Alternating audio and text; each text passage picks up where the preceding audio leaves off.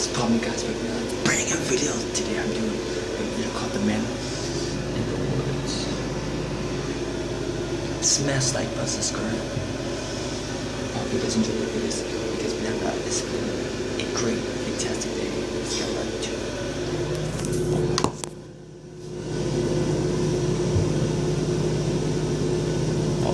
I grew up in the Midwest United States.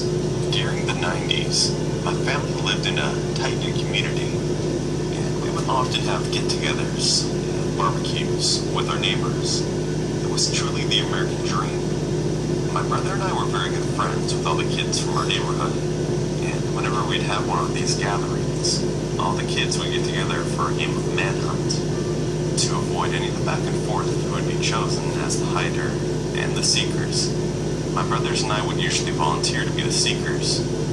There was this giant forest area outside of our neighborhood where the games would take place, and since we would often go fishing with my dad around this area, we knew it pretty well.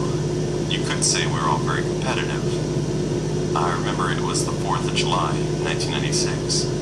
The entire community threw a party at the neighborhood park, and of course, this meant that we kids were going to have our traditional game of manhunt, one of the biggest we've ever had, and it would take place after the fireworks show.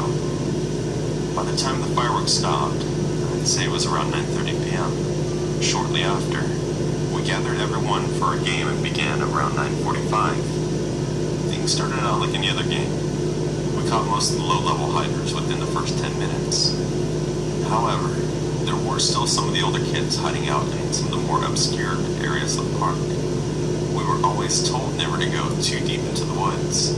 To give you some perspective, the park we were at was at the very back of our neighborhood. Beyond that was the forest that went on for about 3 miles before you got to the highway that led into town.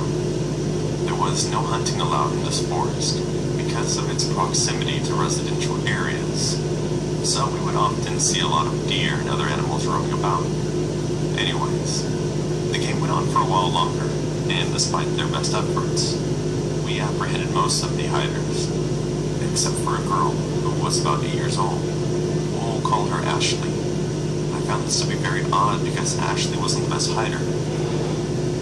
We made our way to the small lake besides the clubhouse. This was the last area we would check before letting someone know that we couldn't find Ashley. It was about this time that I began to feel this sinking feeling in my stomach. I was only 11 years old at the time, but I could tell there was something wrong. I distinctly remember seeing the moon reflecting brightly upon the surface of the water as we made our way around the lake. When we got to the far side of the lake, we started hearing a strange noise coming from within the trees. It sounded like someone was being brutally stabbed over and over again, but no screams were accompanying the awful sound. The 3 of us approached the tree line. When my brother pointed his flashlight to the trees, we saw a hooded figure with its back turned to us. They appeared to be kneeling down and stabbing at something with a large hunting knife. As soon as the beam of light fell upon the figure, it immediately stopped what it was doing and stood up. The next thing I remember is my oldest brother covering my eyes with his free hand and telling us to run back to the park. 3 of us took off and ran towards the party. I remember hearing the sounds of thudding boots tearing through the bush behind us. And as soon as we got back to the party, my older brother told my dad about the man in the woods. The rest of the night is a blur to me. I only remember seeing the police showing up and me falling asleep in my dad's arms.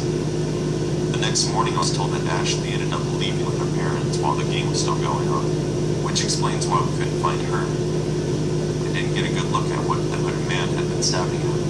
My brother told me it was a deer carcass. Looking back, I suppose we could just chalk it up to someone hunting in a restricted area. There's still something that bothers me. What kind of person rapidly stabs at a dead deer in the dark? And even though he was nowhere to be seen by the time we got back to the party, I'm certain that he was chasing us, at least for a short distance. It makes me wonder what he would have done if he caught us. That was the very last game of manhunt our neighborhood ever played.